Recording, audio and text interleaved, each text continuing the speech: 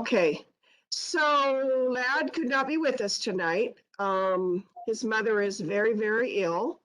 I don't think he minds me sharing that. And he received a call today from the doctor, so it's he's a little frazzled, so he asked if I would chair the meeting. Number 15099, because I don't even know what that is. I'm sorry. What the heck is that? But anyway, so we're going to go ahead and get started. It's great to see everybody. James, how you doing? Well, I guess I'm okay. My wife was just telling me she got to have surgery 5:30 Thursday morning. Oh So, gosh. yeah, so uh, she's on my mind. Oh, well, I hope everything is okay. Let me grab Okay. the agenda here. So we'd like to officially start the meeting and welcome everybody. We have, right now we have 3 commissioners. Am I correct, Christina? I don't see anybody else. We've got myself, Jenny Rose, and we've got Lily. Hi, Lily. And we've got James. So welcome. We also have our ombudsman, Bart Logue, and our deputy ombudsman, Livy May Amata. And then we have the person that pretty much does a lot of things, Christine Cody.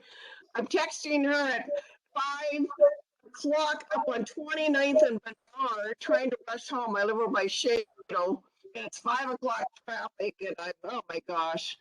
And I didn't think I was gonna make it, so, but here I am. So I hope everybody had a chance to look at the agenda, and we need an approval for the agenda. If you see anything that we need to make additions or not, I would entertain a motion to approve the agenda. Motion to approve. Okay, James moved. I Somebody second. to second. And Lily to second. Okay, great. All righty. And then the next thing that we're going to approve is, well, August 17th, way back, because we didn't have a September meeting.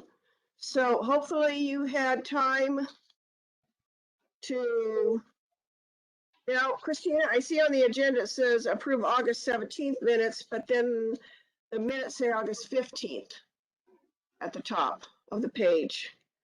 I don't have my, look at my calendar real quick. It was August 17th. Okay. Yeah. Okay. So on the agenda, it is correct. Are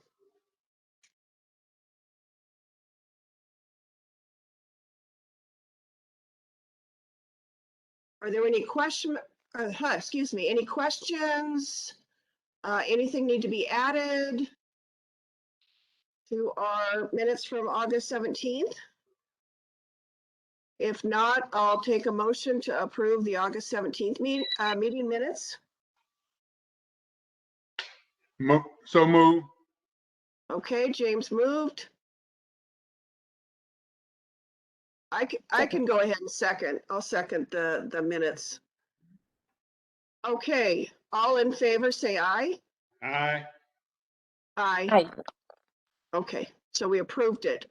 Now I'm thinking we did not approve, we didn't vote for the agenda approval. So I'm going to go back real quick to the agenda. And we moved it and we seconded it, but we didn't vote for it. So now I'm going to ask for a vote on the agenda approval. All Aye. those in favor of the agenda for tonight, say aye. Aye. Aye. Aye. Okay, sorry about that, you guys. I'm going to try to slow down. Make sure we get everything correct. Okay, which moves us into public forum. Do we have anybody, Christina? No, we do not have anyone signed up. Okay, all right. No one signed up to speak. Okay, that'll move us to our monthly reports for August and September with Mr. Logue.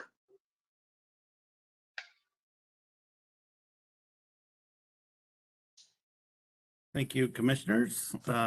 Good evening. It's nice to see you again. It feels like it's been a long time since we were last connected. And it has been a really busy couple of months. So I'll just run through some numbers real fast and then we'll do some broad overviews. And then Louie May will follow up and give you a brief overview of the two cases that we wrote closing reports on. For case reviews, in the last 2 months, we certified 27 cases, which is almost double of our normal rate. So cases have been coming through. Louie May has been a great asset in our office, assisting in that. We had 2 complaints come in August, 3 complaints come in September. We've referred 8 other cases that we didn't feel rose to the level of a complaint. Citizen contacts, our community member contacts, we had 213 in August and 121 in September. The high number in August is due to unity in the community. We had a chance to go and have a booth out there and kind of break out of our homes for a minute and get back in the community and see community members. It was a really nice Saturday. And if you missed it, I recommend trying to get there this next year when that's put on. It was a very well attended event, I thought. OPO interviews of community members for complaints. We did 4 in both months, so 8 total. For IA interviews with officers, we participated in 20 during August and September. And then for significant meetings with SPD and significant contacts, I'm trying to do math in my head. It looks like 104 over the 2 months. So real busy in the oversight work. We did not do special cases in August because the use of force review boards were canceled and postponed, but we did review 18 special cases in September. Closing reports, we published 3 after our meeting in August, and then we have 2 more to present to you tonight. So far that makes a total of 7 since we started doing those. And it's a significant time issue to come up with these reports. So what we're interested in doing is really hearing from you what you think is great or what you think is good or what you don't like at all in our report, so that we can spend our time focusing on the best portions that will meet your needs. So if you have that kind of feedback, we want to make sure that we're putting out the best product possible. And since we put the time into it, we want to just make sure that we can capture and improve them moving forward. So more than interested in hearing your feedback on that. And that's from anybody listening. We'd love to hear your feedback on these reports. So big ticket items for this period. You know, the first thing that happened after our last meeting was that a hurricane came in and right over New Orleans again. And Louie May and I were scheduled to go to the IACP conference in New Orleans, which was canceled due to that destruction of that storm. And we found out just how interesting it would be to get some customer service with our flights. And I spent 14 hours on hold trying to get connected to a customer service person on those flights. It was quite the thing.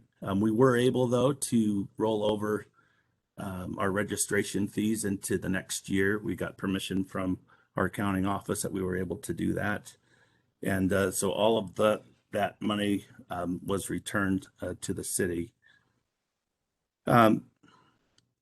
We've also had in August and September, I think it was the first 27 segments of the virtual NACOL conference, and they were running from Monday to Friday, usually, and they were about an hour and a half each. They finished up this last month in October, but if there were still ones that you wanted to listen to, those can be available. We just have to purchase that access for you. It's pretty reasonable, and they're archived and they'll be available through December. So I just want to make sure that the commissioners knew that that opportunity was still available. There is an in-person NACOL conference coming up in December. The dates are a little bit odd for a conference. It's December 12th through the 16th. And that's in Tucson, Arizona. And one of the reasons why it's important to get to attend the NACOL conferences and the webinars is that we strive, well, for me and Louis May now, in our ordinance, we're required to become certified practitioners of oversight as part of our training requirements. And several commissioners have, it takes a couple of years to get that done. You have to attend a couple of conferences and read a couple of books. But it really engages you in the oversight work. And by attending the virtual conference, if you had the time to do that, and the in-person conference, it would put you over the top for getting that certification if you were able to do that. So just want to let you know that that's available. During this period as well, we were able to send Christina to attend a read, interview, and interrogations class that was held in Post Falls. So it was local, and all it was a registration fee. And because she conducts so many of the phone call interviews with the community members, we felt it would be a good piece of training to help her dig into some issues a little bit better. She's pretty good at it without the training, but it's always good to get reinforced that what you're doing is right. So she did that during this period as well. During Unity in the Community, we were able to reconnect with many people from the community, but one of the more significant contacts that we had was with SCAR, Spokane Community Against Racism. And we had been connected with them previous, but through COVID, we kind of lost touch with a few of the organizations that we had regular contact with. So after Unity in the Community, we had the opportunity to attend a meeting and give a briefing to them. And then we met with one of their employees, Jack Archer, in our office. And one of the opportunities that we have, we're going to try to collaborate on some things in regards to police reform. But they have a blog that they put out, and they've offered us the opportunity to write a piece for the blog if it's something that we would so desire. I know that Commissioner Rose, you wrote one previously for the ACLU. So it's that kind of thing. But if we had a topic of interest, there is a blog to get the word out more and more. And their membership is burgeoning. So it's a way to reach a lot of people about items you care about regarding oversight, if that's something that you are interested in. We had to do a budget submission during this period as well for 2022. Commissioner Rose will speak a little bit more about that in a minute. So it's gone through the first iteration, and that is where we submit our white papers to the administration, and they either include it or they don't in their submission. And this time they did not include it. We know it's a tight budget year because of COVID. And but just because they didn't include it doesn't mean it's a done deal. So we'll talk about that a little bit more coming up. When we canceled the IACP conference, Commissioner Smith was kind enough to allow me to still take that time, and we were planning on being out of pocket anyway. So I was able to take 2 weeks of vacation in September. I continued to attend the NACOL committees that I'm on, the Strategic Planning Committee, the Membership Development and Support Committee, as well as the Use of Force Working Group. And I also became the chair of the board for Leadership Spokane for this year. And that's an opportunity where I just have the ability to meet with so many different leaders from so many different segments of the society. When the commission sent me to Leadership Spokane in 2018, it's just been paying off and paying off and paying off. We had an opportunity to speak with City Council briefly last Monday, as Council President was kind enough to give us a proclamation again this year for Ombuds Day. Christina should have sent you that a copy of that proclamation to your email, and we'll make sure we get that hung up on our website as well. Louie May has been working on a task force for about a year for Washington. It's a task force on race and the criminal justice system, and she's been the chair of a subcommittee on alternatives to policing. A couple of weeks ago, she had the opportunity to brief that year of work to the Washington State Supreme Court. So I wanted to give her a shout out for that. It was really well received, and we also have had an opportunity to meet with Representative Johnson this week, actually, as a follow-up to that. We'll discuss some oversight options with him. Reports, I already said they're time-consuming, but another report that we've talked about over the months, and actually it's now turning into years, is the May 31st protest response. During this, I think it was August, when we were really doing this, it might have been early September, we met with Chief Meidel. I got an email that said, hey, we'd love for you to start it. And, but it had some restrictions in there. And the two restrictions that were in that email said that we could do the review, but they didn't want us to talk with officers, and they didn't want us to review body camera footage. So to me, that's a recipe for disaster. And if you can't look at the material, it's going to be very, very challenging to write anything of significance. So I asked him where those restrictions came from. And one of the side benefits of having this review process with our closing reports is that I've had the opportunity to meet regularly with the guild as they've gone over per the contract our reports. So I had that contact. So I actually called the police guild in regards to those two things, the inability to view body camera footage and no contact with the officers. And they informed me that those two caveats did not come from them. So I asked Chief Meidel to go back and tell us exactly where are those restrictions coming from. Because if it's not the guild, it's the police chief or it's the administration. It's coming from somewhere, and that's the delay. Now we're 2 years almost. I think we are 2 years. 1 year? Feels like a long time since the police report. It's a year and 4 months. Okay, so we'll split the difference there. We'll say a year and a half almost to those reports. And every day that passes, it's going to be less and less valuable to spend the amount of time it would take to do that. But the restrictions to access of information should really give you pause, because an oversight entity should have unencumbered access to anything we need to look at in order to fulfill our mission. And reviewing a major action like that, if we could have done it in a timely manner, we could have really, in my mind, tried to provide some real helpful guidance or recommendations to the police department and also the city.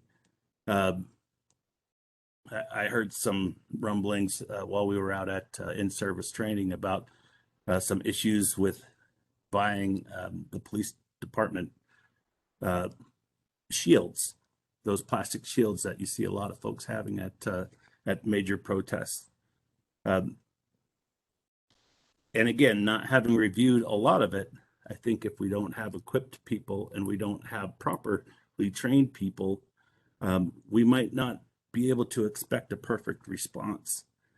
So I think if we looked at it closely, it would be helpful, but I'm not willing to put our name on something if we have no access to any information. And I think it is absolutely wrong for them to say, please do it, but don't look at the body-worn camera footage or talk to any of our officers. I'm not sure how that expectation can be met. So we push back on that. And if it continues to stay that way, we'll respectfully decline. The other thing that we've sent out a couple of months ago that you might recall was that we had to do a required closing report on a mediation session that we had. It's the only report that's required outside of annual reports inside of the contract. And we found out also that it was also not a guild request that we write those, that mandated that we write those reports on those confidential mediation sessions. So again, if it's not the police guild, it's either the police chief or it's the city. Right now, we've sent that request back to Human Resources, Megan Steinolfson, and asked her to follow up on that, because it seems like we're getting no traction at any point on any request. So if it's not the police guild, it's the city. So I'd like to find out where the choke point is on some of these issues and see if we can't formalize that process a little bit better.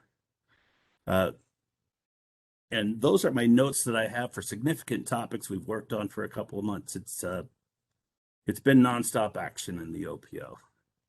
Subject to your questions, that's my report. I have a quick question. Yes, ma'am. What, let me see how I can phrase this. How can we push to, as commissioners and as a commission, to see those footage and what you mentioned, that the police, it does not want to show, or said that we can, or you can't see it. Why are they, if it's nowhere written, why are we waiting? And I guess I'm not too much familiar with the process, or that you have to go through, but that's to do our job, to do your job. And I believe Chief Midle is delaying our work by not allowing that to show or to come into light. If there's nothing bad to show, or the officers don't have, they're going to be interviewed, then why delay? Number one. Number two, as commissioners, how can we push this so it doesn't happen again? Because I see and feel that they're giving us bumps in our work, and I just, as a citizen and as a commissioner, I want to see the police force being accounted for, and if they need training, that's what they're for, to be trained and to treat us as proper citizens and equal. So basically, just my question, how can we make them or ask them to hurry up the process for the investigation for that rally? And number two, how can we prevent from this happening in the future? Because that to me just seems like the power, like that person wants to hold the power and doesn't let us do our jobs. So good question, Commissioner. I think there's a variety of ways to go about it, but I think the first thing is that we have to call attention to it. You name the topic since I've been in this office. If we've tried to do something, we've met these obstacles, and we've not really ever gotten to the bottom of them. We even did a formal complaint from the OPOC against Chief Midle in regards to a lot of the obstacles that were happening. I think that was at the end of 2019. I could be wrong. In the last couple of years, and HR went and looked at it, and then nothing changed, and we still didn't get to the who is saying no. When I speak with the chief does not indicate to me that it's him. But there's a lot of finger pointing towards the guild. And now that I'm speaking with the guild is indicating that it's not them. So if it's not the chief and it's not the guild, then there's a logjam somewhere in City Hall. And, our office is supposed to be independent. Our work is supposed to be independent. We're supposed to work free from the encumbrances of political influences and all of those things. All we do is try to go out and report facts. And as you'll see when you look at these 2 closing reports today, the first 2-3 pages of these reports are all the restrictions against what we can and cannot say that the city and the guild agreed to without our input. If you want accountability, we have to have the ability to say the truth. And if nobody wants our opinion, well, that's not independent of political influences on whichever side. So I think we have to just point to it and we have to say no more. But it's a big obstacle. It's not an easy one to get through, and we've tried a variety of things. So all I can really suggest is to don't give up, keep the faith, press forward, keep calling your city council members that appointed you, keep calling the mayor, say, what is going on? If there's nothing there, what are we afraid of? The police department does do an awful lot of training, and they do an awful lot of things right. We are 3 years ahead of the Washington state legislative changes in regards to time distance cover. And the reason we're ahead of that is because the chief agreed to work with Louis Mayen way back when we said we have some issues with your use of force policy. So all we're trying to do is influence positively things that occur in the police department. But if you put up a wall and you make us wait 18 months, how relevant is the information that we'd be able to do in our office of 3? We would have to do that in addition to all those other things that I said we were doing this month. And I'm sure that if we said, well, I'd like to hire a temp seasonal employee to come in, then there would be another flag thrown, and they'd say, no, it has to be a full-time employee of the OPO. They would come up with something to stop the process from happening. And I would just say that is an affront to our independence. But it's been happening from the moment I got here. So it's nothing new. It's nothing to really get frustrated about, but you should be passionate about the subject if we're ever going to get it to change. And I know that probably didn't answer your question. I apologize. But it's a soapbox and I stood on it. So. Thank you. Yeah, it did. It did.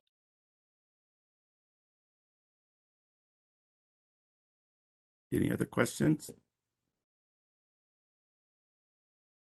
Hearing none, I'll pass this to Louis May. Good evening, commissioners and our audience watching along. We submitted 2 cases to our closing reports to you in your packet this week. They are closing reports on a couple of cases. I will brief them in the number order, but the recommendations are out of order. It just happened that way. So the first one is F20045. This is a use of force case. The incident involves officers responding to numerous calls made to 911 that reported a suspect being disorderly and hitting cars with a bicycle and then punching the cars with their fist. The suspect was also reported to have a gun and threatened to kill people. The force used in this case were 2 uses of a level 2 tactic knee strikes to the abdomen groin area and 3 taser deployments. So the facts of this case, the incident took place in a pretty short amount of time. It took 1 minute and 32 seconds from the time the officers parked their vehicle to when handcuffs were applied. 2 of the officers that responded, one was a field training officer, or an FTO as they're commonly referred to, and one was that FTO's trainee. The trainee was the first person to contact the suspect under the railroad tracks bridge and began to verbally exchange with them as the officers were approaching on foot. The FTO jumped in to direct the suspect to have a seat a couple of times in a firm but respectful tone. And then moments later, the FTO increased the volume to a more commanding tone, still telling the suspect to sit down, but also now that they were being detained and that they didn't want to use force. Immediately following those verbal commands, they went hands-on with the suspect. While the FTO and trainee tried to gain control of the suspect, another officer arrived on scene to assist. The suspect became more elevated and was taken to the ground. The FTO disengaged from trying to gain control, and that's when they applied the level 2 knee strikes to the abdomen groin area. And this was seen on body camera footage for lasting about 4 seconds. The FTO then pulled out their taser. At this point, the suspect indicated that they were going to follow directions, but were still actively resisting. The FTO then applied the first taser application, and 4 seconds later, a second taser application. The suspect was still resistant and squirming and kicking. However, the 3 officers were positioned, one at the suspect's head, one at the midsection, and one at their feet, and they were able to flip them onto their stomach. The officers struggled to apply handcuffs, and that's when the FTO applied the taser for the 3rd time. Because we aren't allowed to share our opinion on these cases per the police contract, what we do in our reports and what I'll share now are comments from the chain of command review, and this is to illustrate the type of discussion that occurred on this case. One of the issues identified was tactical. So all of these are quotes or summary of quotes that I've taken directly from the police department's analysis, and these are not the comments of the OPO, let the record reflect. So one of the issues identified was tactical issues in the approach and contact. And I want to highlight this because there was discussion on tactics, and later in our recommendations, you'll see that we want them to formalize this process that they have verbally but not written. So the FTO was working on teaching assertiveness. So they let the trainee contact the suspect, but then had to establish control. This is a common practice with FTOs and has no bearing on the use of force. There was little de-escalation that occurred. Officers opted not to use the available cover and quickly closed distance. Officers left cover and approached the suspect, who reportedly had a gun, without using cover. Officers did not give commands to control the suspect's hands, nor did they give an index warning prior to deploying the taser, and they should do that if possible. Although the use of force was objectively reasonable, the knee strikes and taser applications were not at the level for a senior officer and an FTO. And then several members in the chain had issues over the final taser use because they are looking at each application and whether it was justified. And for the 3rd and final one, they said, because the justification was not, or the last use of force was not corroborated by body-worn camera, it's difficult to say whether it objectively happened. However, the captain reviewing the case deferred to the totality of the circumstances, that the FTO could reasonably perceive that the suspect was still a threat to assault officers at the time the final taser was activated. And then as far as recommended training, the captain recommended defensive tactic instructors discuss other options they may have available to use when trying to handcuff a suspect that is considered a less obtrusive use of force. And then the major recommended de-escalation training. The assistant chief then asked the Use of Force Review Board to review approach tactics used by the officers to identify any safety or de-escalation lessons to incorporate into future department training. Then in the Use of Force Review Board, the OPO noted the broad interpretation of the word de-escalation. The board identified officer safety concerns with immediate approach by officers. The board didn't observe officers assessing the situation prior to engaging, and the board was concerned officers immediately used physical force by going hands-on with the suspect. And these are all, again, really good discussion on tactics that were somewhat captured in the Use of Force Review Board minutes, but these are the type of things that we want to formalize, especially since the Assistant Chief requested the Use of Force Review Board review these issues. So for our recommendations, while we're not allowed to say if something's in or out of policy, the Use of Force Review Board said they could do better in de-escalation. We lack the process of reporting back. Like I mentioned, in this case, the Assistant Chief specifically asked to look at tactics. And then the recommendation that flowed from this is that SPD should formalize the Use of Force Review Board tactical analysis that we had previously recommended in a closing report from C19-040 recommendation number 2. And then the second part of that recommendation is that the Use of Force Review Board should formally respond to any requests made to conduct a review. This case is a good example where there are multiple viewpoints on what occurred, and an analysis on the tactics. We could conduct our own analysis on the tactics, but we can't because we can only say what occurred. And so this is an illustration of the limitations placed by the police contract that we are currently operating under. The second case that we submitted to you was F20052. In this case, also a use of force case. The incident involved a reported vehicle prowling where the primary officer had 2 previous contacts with the vehicle occupant leading up to the incident. The force used, there were 2. One was an unsuccessful LNR, lateral neck restraint level 1. And then just to note, as of July 25, 2021, this technique is prohibited by the SPD, and this incident occurred in November of 2020, so it preceded that time. And then the other use of force was a taser.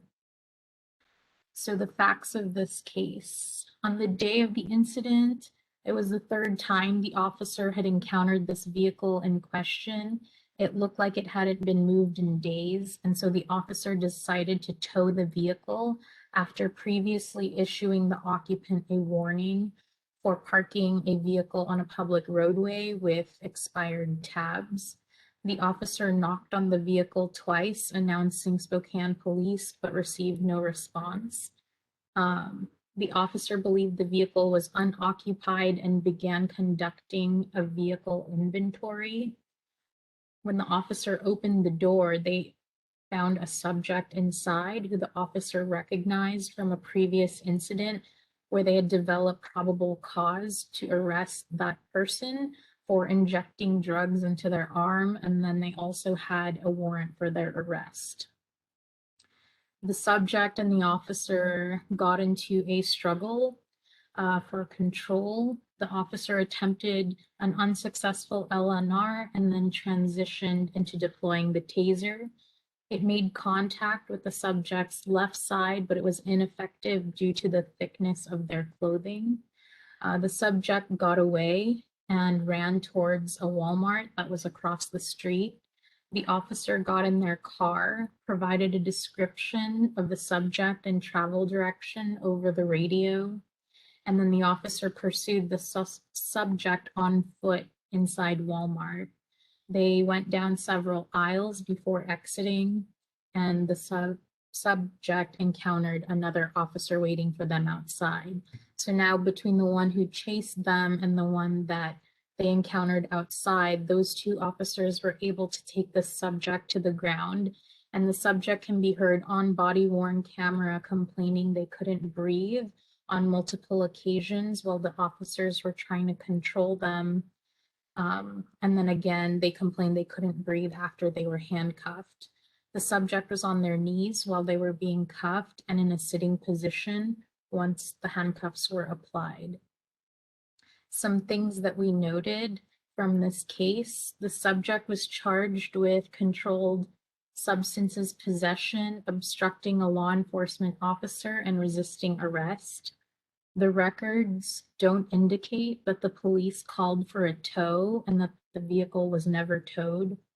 And the first officer did insist on calling medics despite the subject saying they did not need medics. Comments from the chain of command review. Again, we're including this in our reports and in my brief to you tonight because it's the discussion of what happened in the case. We don't provide our opinion in this part. We're just sharing what the department did for analysis. So the chain of command, there was little written analysis by the lieutenant, captain, and major.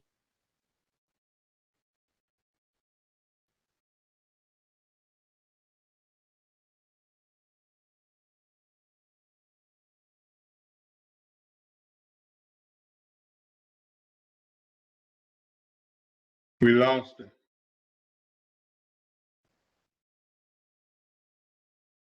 She did not send me her notes, so I will do my best here, see if she's coming back. We do lose Luby, May, and Christina, I see. Did we lose them? Hello? Oh, no, there's Christina. Hi, I don't know what happened. I just got it back though. Okay. Okay, where you at? I thought they would pick it on me by disappearing in the middle of it. Get to take over. Message received, Christina. I'll be faster. Ah, sorry, guys. There she is. Okay. So before I was disconnected, I was talking about the chain of command review. So the chain of command, there was little written analysis by the lieutenant, captain, and major. And then the comments that they provided only affirm if the use of force is in or out of policy. The use of force review board on tactical review noted officer safety issues, saying that it is ideal to get backup officers on scene prior to going hands-on with a vehicle occupant to reduce the threat of harm to the officer, and then tactical approaches to use when a suspect says that they can't breathe. The policy recommendations that flowed from this incident, we came up with two. The first one is a previous recommendation we made in closing report C19040 recommendation 10, where we recommended SPD create a standard format and procedures to use when conducting chain of command reviews. This is to create uniformity in the type of reviews officers receive, because sometimes reviews are very thorough, and then like in this case, it just affirms if something's in or out of policy in some of the reviews that were done. We recommend that IA additionals, which is the more robust form that is attached, include the officer's justification for force, any complaint by the subject, and how and then how officers respond to that complaint. And then the next recommendation is officers carefully monitor the subject for abnormal breathing during a physical encounter with the police and document actions taken by that officer to assess the subject's medical condition in a police report. And this incident occurred after George Floyd in the summer of 2020. in September of 2020, SPD disseminated training to officers on how to understand signs and symptoms of abnormal breathing. The training provides signs on how to identify abnormal breathing. In this case, the subject is heard on body-worn camera complaining they can't breathe, and an officer responds, "You can breathe just fine," without checking on their ability to breathe. And so that concludes our recommendations and my brief on the reports. If anybody has any questions, I can try to answer those. I do. Can you explain LMI? Oh, LNR. So that stands for lateral neck restraint. That's when they restrict the air flow. It's LMR then. N is in Nancy. R. L and R. Yes. Okay, okay. I wrote it down wrong. Yeah, Okay. and just to That, clarify, it's not restricting airflow, it's restricting blood flow. Oh, sorry. So it is different Okay. for technical. Now, in each of these cases, did they have body-worn cameras? Yes. They did, yes. But Bart, you say we can't see them, right? I could see these ones because they're part of a review board or a complaint process. They're only restricting body-worn cameras from the protest response. Okay. And another question. You said there were strikes to the abdomen and groin area. Groin, is that part of the tactics? Because that could do permanent damage. It is an area to be avoided if possible in any sort of police tactics training that I've ever been a part of.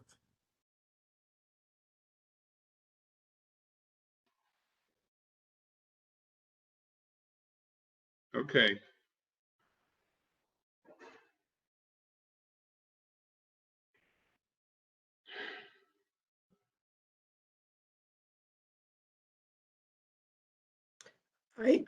Excuse me, I do have a question, Louis May.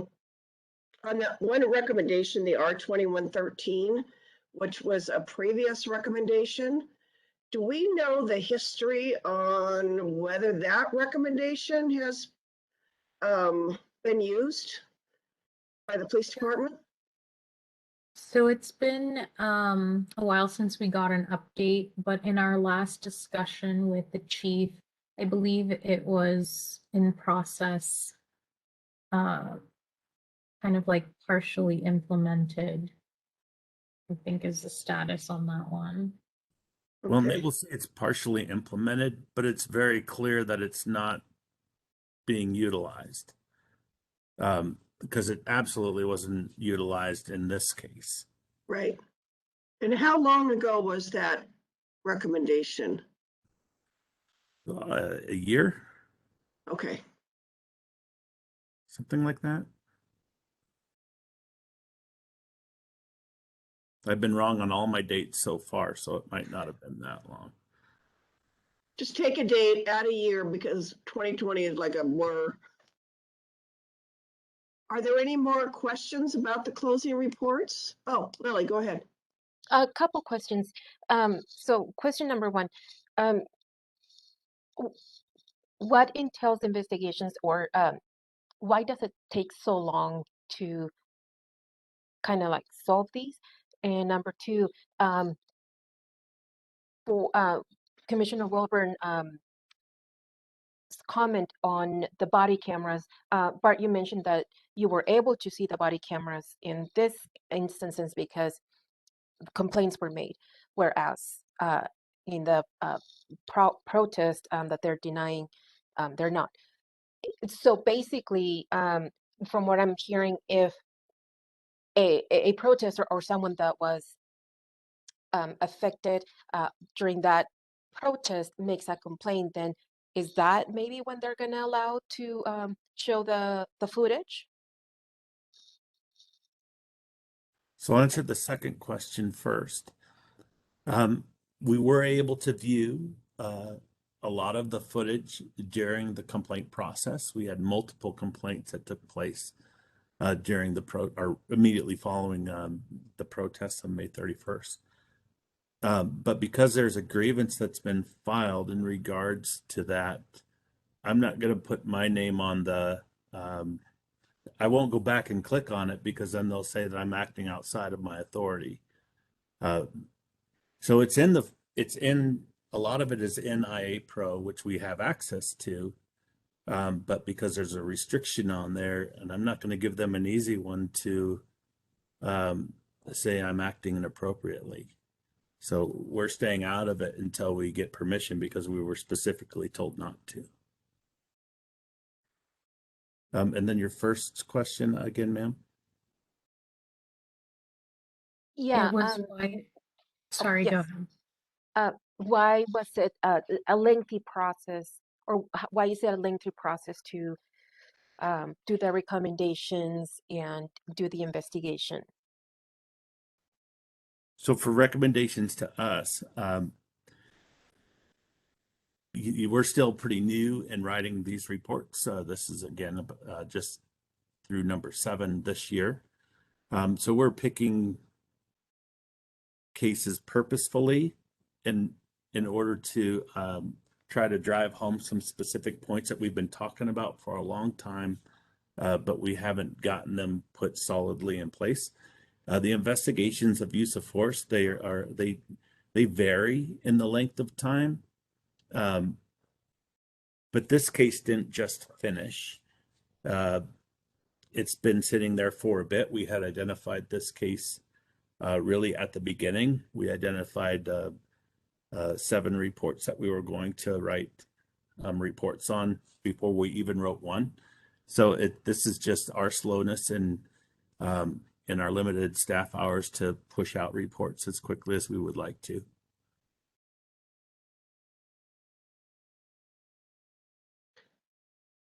Mark, can I Thank you. ask, and Libby May, by the time you write a closing report, then you have to meet with the police guild, correct? Yes. And all of that whole process, how long do you think that, not writing the report, let's just say you're done with the closing report, you think you have it, then you have to meet with the police guild, and then you have to go from there. How long do you think that process is?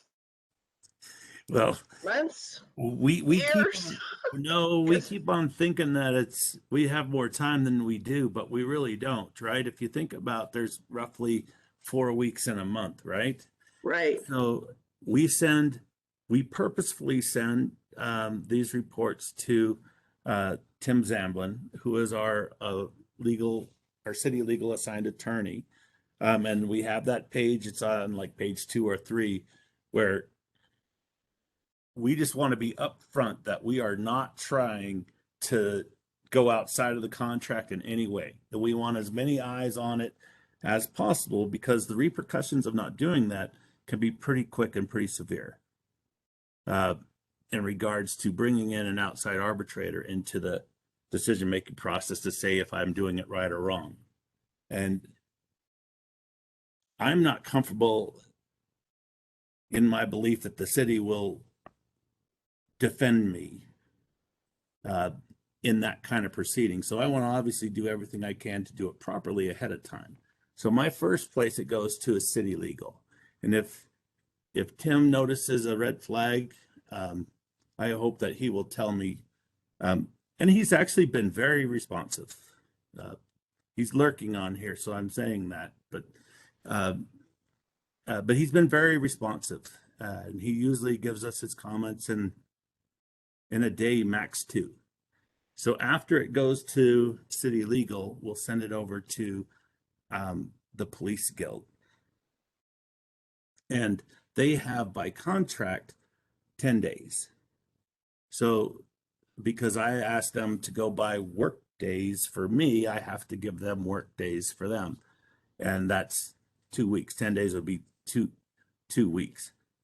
So if you think about it, we have about a week in order to get anything done written before we start this review process. We've also implemented after it goes to the police guild, we also send it to the police chief, the assistant chief, director of strategic affairs, and also the IA lieutenant, in case they have anything that they might think is outside of the contract. Sometimes in some of those cases, it will spur a discussion, which gives us a great idea, and we'll come up with something else to write in a report.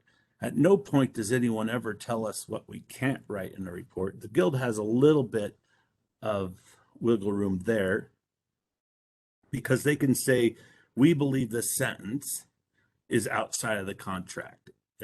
It's inferring that the officer did something wrong. So when they do that, they have to provide me an alternative way to say it. So instead of doing this via email, we've just chosen to sit down at a monthly meeting after they've had time to review, and they send it to their legal counsel because they take it pretty seriously. So do I. But at the end, we sit down and I have my computer there. They have their computer there with all their comments, and we walk down. And if there's something that changes the meaning or the intent of what I'm trying to say, I'm going to stand firm on it. But if it's something that's just a word choice, I'm happy to adjust those things. And so far, they've been robust conversations, but we've come to agreement on any portion that they've highlighted so far. And I think what it's shown them is that we're just about improving the policing system. We're about discipline or highlighting a single officer. We want policing to be better as a whole. And that has, they've been able to see that because they've been working a little bit more closely with us now than they ever have before. But the answer is then after that, I tried to send it to the OPOC, of course, because you have the final say. And I want to try to give it to you a week in advance as well. And we haven't hit that mark yet. I think we've only given you 4 or 5 days so far. So it's essentially, we are aiming for the first of the month to have it out and with the review started so that we can hit the Tuesday. But really, we should be aiming for this Friday, the Friday after a meeting, to have reports starting to be reviewed. So we still are struggling a little bit getting a rhythm of that, because we really need to be writing new ones while they're reviewing the old ones if we're going to put them out on a monthly basis. So we appreciate your patience on that as we try to refine that. We want to make them better. We want to get it more out, but it is a time thing, and there's a lot of moving parts to getting it through the review process.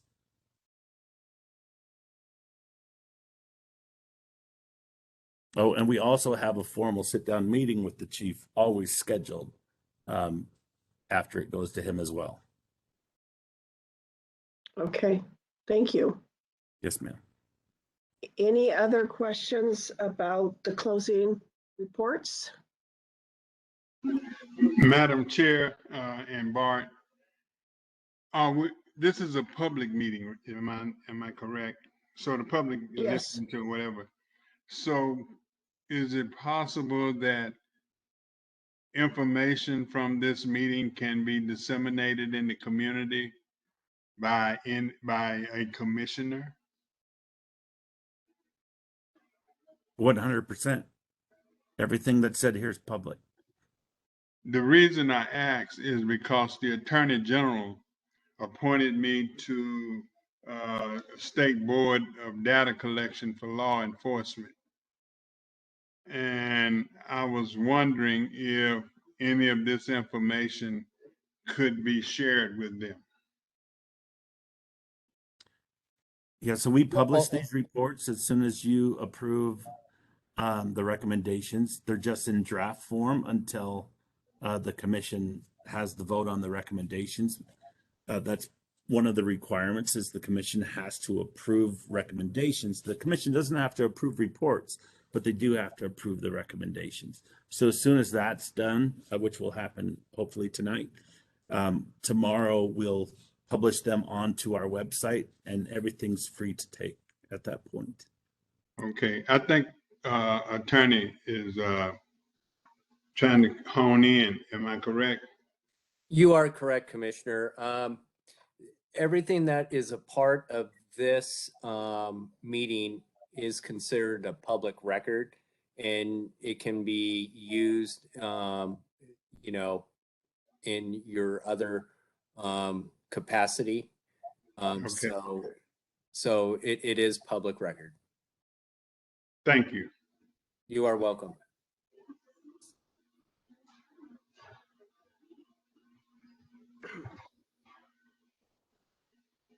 Okay. So my understanding is that we have 3 recommendations. Is that correct? From the 2 closing reports.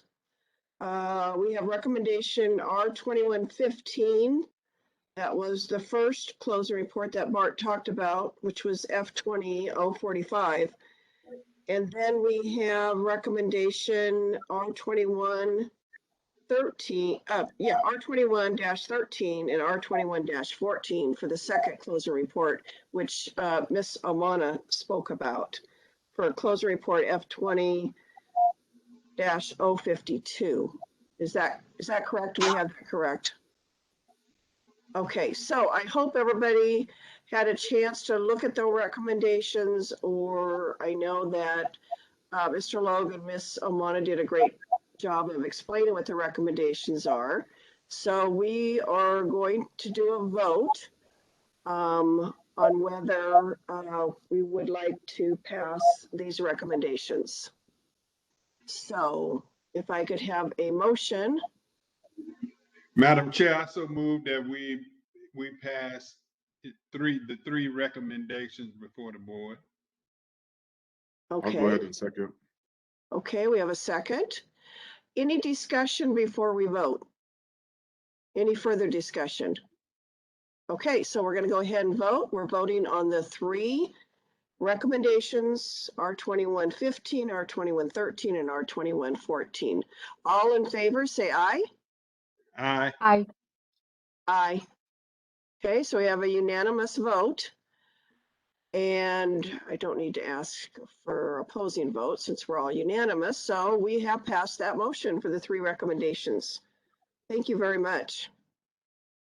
And with that, I'm looking at the agenda. So the next item was the OPOC budget and training discussion. So Mr. Logue briefly talked about how the first step in the budget was Mr. Logue submitted reasoning on why we need our budget back. So basically, OPOC has no budget. I'm just gonna be blunt. We have no budget except for an attorney, which I'll get to in the next one, our legal counsel update. We have no money. We used to have money for training. And that's the way that we would go to Nicole or other various trainings offered around the United States pre-COVID. And so now that I believe things are trying to get back to in person, we still have no money to send commissioners to training. Here's the glitch. In the ordinance, it says our commissioners need to have training. So, and I'm sorry, I don't remember who was in on that meeting. It was Ms. Almana and I attended an online meeting, and we explained why we needed the training, why we needed the money, and then they decided not to give it to us. Ms. Almana, do you remember who was in that online meeting? Yeah, it was the mayor's cabinet, and I think it was Johnny Perkins, the city administrator, who was leading that meeting. Okay, and then my understanding is they made the decision not to approve help me out, Mr. Logue. What was the budget line? It wasn't that much. Was it 15,000? We were trying to get back to our normal budget for training that we had pre-COVID. The exact number for the whole amount, I'm not sure, but it was under 20, I believe. But for the commission specifically, Okay. there's a $12,000 delta there. So Okay, when they did cuts across the board, that's where we lost 4/5 of your training money. okay, all right. So it's not So- a lot of money either. It's compared to city budgets, 12,000 it's nothing. It's nothing compared to the millions and millions. Now, we have been in a similar situation. Christina's shaking her head, yeah. And what we did is city council gets the final say on our budget. So what we did is Commissioner Wilburn will remember this. What we did is we each wrote email to all the city council members, and Mark's sharing the content here. And we asked them when they do their vote, which I believe is either the end of November or December, I can't remember, is to approve our little, well, this year it'd be our 11 or 12,000 that we asked for the training. To be honest, I don't know how they cannot approve it because it's part of the ordinance that we have training. And we need it in our budget to have training. So Bart, explain what this is. Oh, this is our municipal code. There it is, right there. So everybody can read that. The city council shall maintain funding necessary to appropriately staff the Office of Police Ombudsman and the Commission, including adequate staff to enable. Is that supposed to be the ombudsman to perform the required duties and responsibilities of the office, as well as providing staff assistance to the Police Ombudsman Commission. So, yeah. Yeah, that's our So ordinance. I don't know how the That's city right there commission. online. Oh, go ahead, Mr. Logue. What? Sorry, I couldn't find my unmute button when I had shared my screen. Oh, okay. So that's All just right. our existing ordinance, which puts city council as a responsible party for funding both the OPO and the OPOC. Right. So I guess what I'm asking is if everyone could send an email to our city council asking them to approve what we need to do. You know, we have, you know, I know Luke and Lilith, you guys haven't been, I just feel really bad because you haven't been to any training in person, and it's so much better when it's in person. And I'm so hopeful that 2022, you know, is going to allow us or allow you and us and all the commissioners to really dig into the training that we need. There's so much out there. So I guess I'm asking if people could email city council by the end of November. Will that be enough time? Yeah. By the end of November to ask them to approve our budget. I don't have any idea why the mayor's cabinet did not approve it. Yeah, But what you read is extremely clear. I mean, it's cut and dry. So yeah, I'm more than happy to write. yeah. But did you say the administration refused to fund the budget? Was that what you said? The administration. So why are we writing a letter to the council if the administrators denied it? So in my mind, it's the mayor's budget, but the city council approves the budget. So the mayor gets the first chop at it, but the city council has to approve it. We have that line in our ordinance that says city council is responsible for funding us, which is why we can use the power of that ordinance in order to firmly request that that funding be restored for the commission.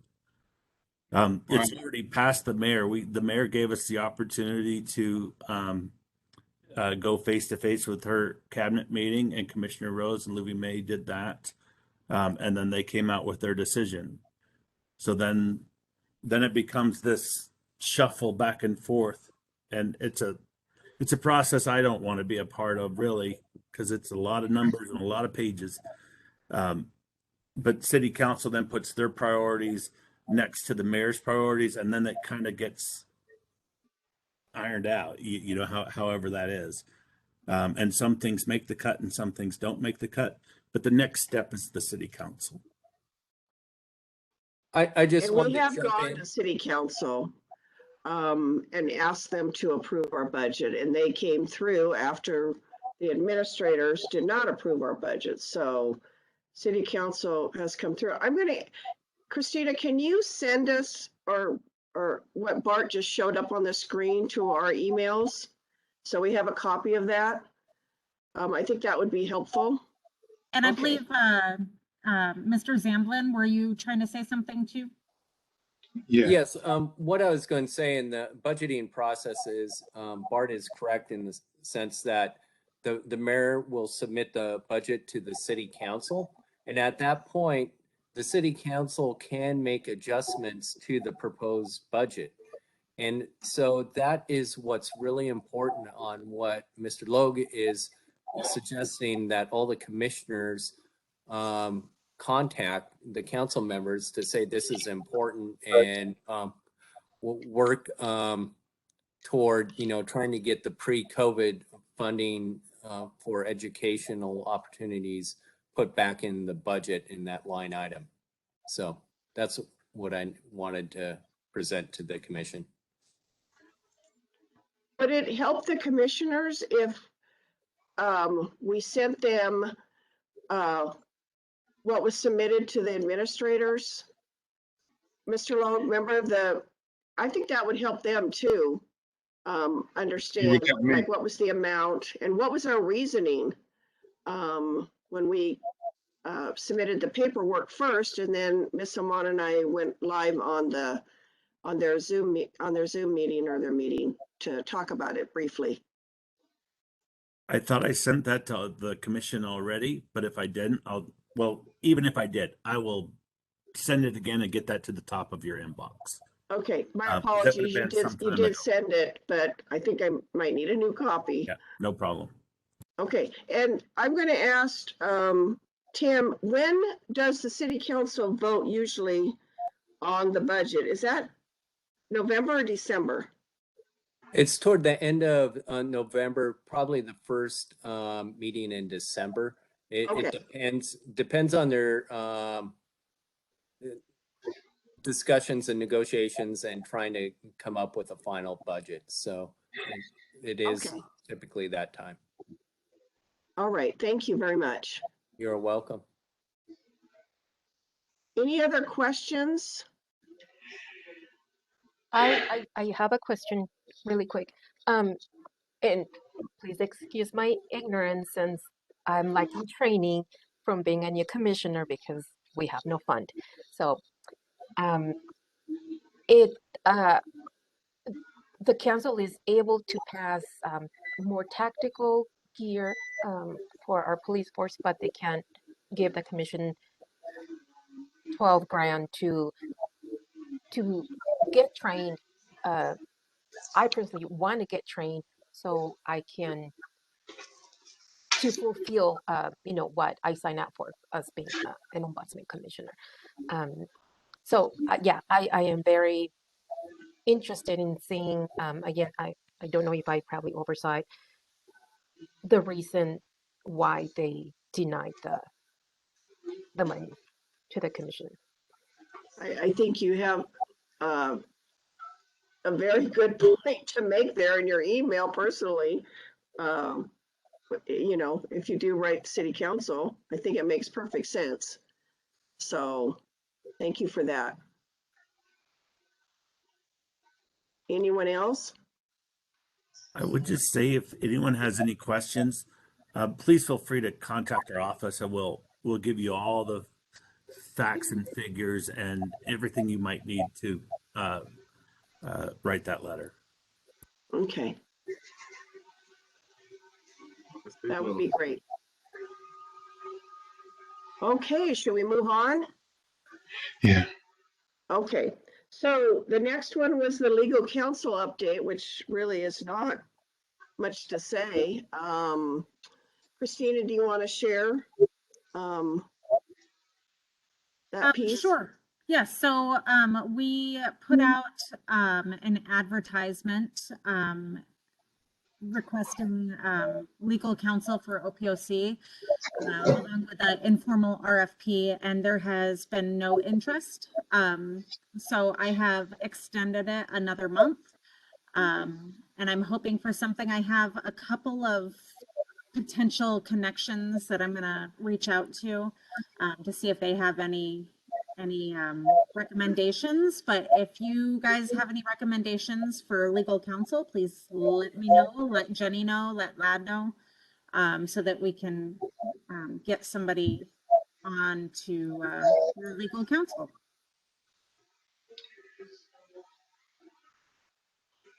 Okay, any questions for Miss Cody? It's been tough trying to find somebody, I know, so hopefully we will be able to do that in the next month or two. Alrighty, looking at our agenda, we have Commissioner Speak Out. It's been a couple months.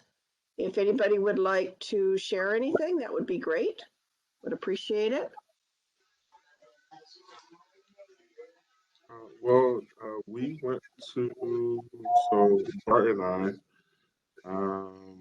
it was last week, and I'm trying to find the official name of the event. What was it called? Was it Faith Faith and Blue? Blue. Mm-hmm. Okay, so it was right outside of the courthouse. They had all of their vehicles out. We saw the big tank armored truck that they have, and it just seemed like a good community event. There was definitely kids there looking at some of the cool gadgets that the police department has, and I think the community was able to ask a lot of questions about what they do with certain vehicles and when do they use it, and the gadgets. And just Mr. Logan and I were able to also ask about funding for the for the equipment that they have out there. But all in all, I think it was a great event, and need to have more of those type of engagements with law enforcement in the community. Hey, thank you. Anybody else?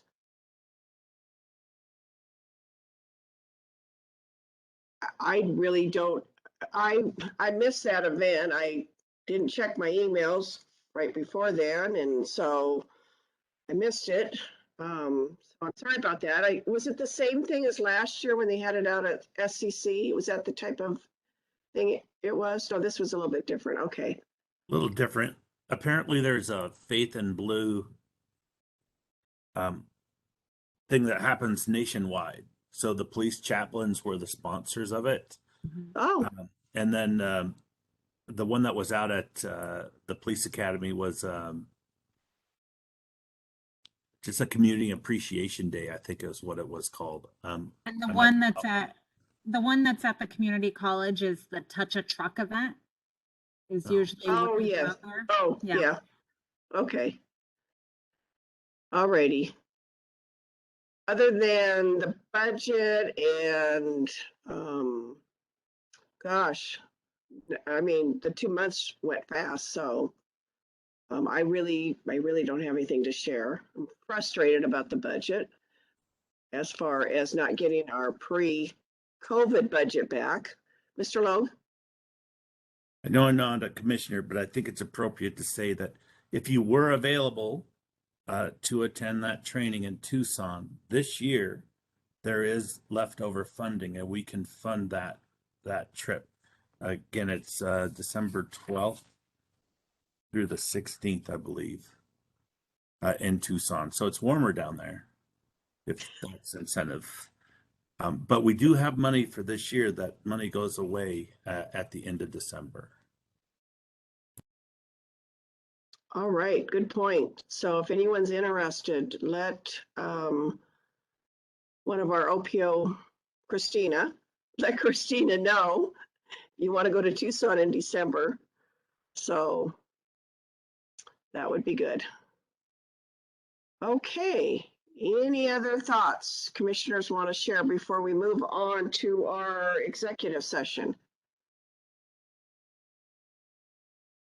So I'm going to just prep you a little bit. We'll have our meeting next month in November, but usually we do not meet in December. So we'll meet probably next month and then we'll decide on December. But next month in November, if we decide not to have a meeting in December, we have to vote. We have to vote for a chair and a vice chair for 2022 for the calendar year. Not tonight, James. We're not doing it tonight. Just jumps right in. Does that make sense? So in November we'll be, yeah, in November we'll be doing that. So I see that smile. So be thinking about if that would be something you would be interested in. Okay, so with that, we are going to go to executive session. And Christina, you sent us the link, right? Yes, so a couple of things. I'm going to need you to announce the starting time and the Right. ending time right now. I just resent out the executive session links. You should have that in your emails. Okay. City and the personal one. So if you don't, let me know, but they should be there. So should be good to go. Okay, so right now I see the time is 6:55 p.m. We will start executive session. I'm going to say 7 o'clock in case somebody needs to maybe do a little break. Thank you. Okay, so 7 o'clock, we'll go into executive session and we'll come out of executive session at 7:15. Okay, so we'll see you in about 5 minutes. All right, thank you.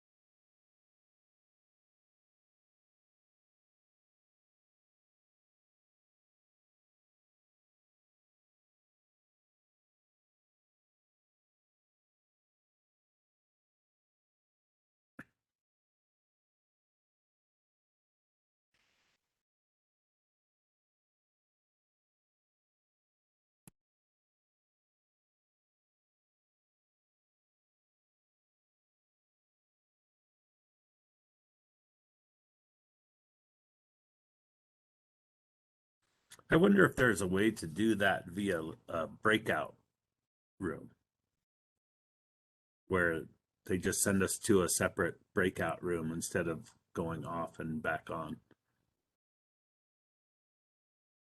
It would be easier. Yeah, we got to help Mr. Wilbon out. We got to help Commissioner Wilbon, you know? That's a new thing that is now available. So yeah, I could probably do that. I just have to enable it. Yeah, because I think the host, at least in Zoom, the host can send Yeah. people they want to send, and they send them to a Yep. separate room. And that is new on here because all the other executive sessions that we've had to do, the breakout sessions hasn't, like you had to do a specific account. It's like a training thing. So Are you talking about going into a room? a breakout room, yeah. Yeah, that you would set up, Christina, so that we automatically go in. Yep, I see it's available on WebEx now, so I will do Oh. that. Forward. I'd like to know why I'm so fuzzy on my screen here. It's like those movie stars that have those. Do you know what I'm talking about? So you don't look real old. Okay, it's 7:15. We are back in session. We just had a, let me look at the official word, or we had an official, oh my gosh, I can't even find it. Performance appraisal review. And now we're back at our meeting, and I don't see anything else on the agenda. Does anybody have any thing else before we officially close our meeting for tonight? I don't. Okay, thank you. Okay. All righty, with that, we are going to close the meeting, and we will meet again on November 16th for our next public meeting. Thank you, everybody. I really appreciate it. Thank you. See ya. Have a good evening. Okay.